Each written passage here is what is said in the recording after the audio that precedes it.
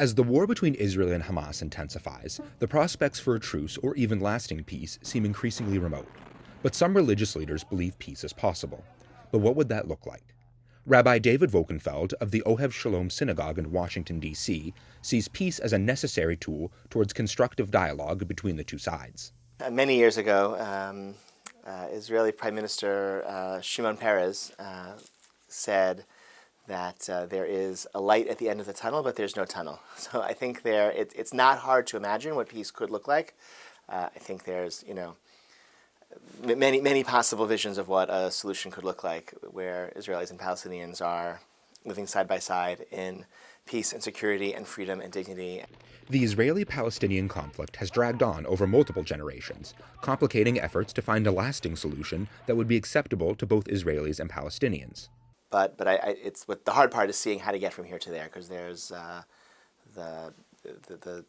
so much lacks, so little trust, and so much violence and so much hatred, and it's very hard to see how we get from here to there. But their children and their grandchildren will only be able to live lives of peace and freedom and security and dignity if the children and grandchildren of the people they're fighting in the Hamas militant groups also live lives of peace and freedom and dignity and security. And so the fate of these two peoples are really linked, because we share a homeland.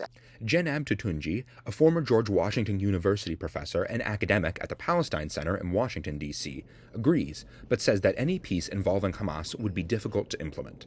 Besides, getting rid of Hamas is an open question, because you can kill the existing leadership, but the effect of the destruction and the warfare and the conflict is that new people will join Hamas.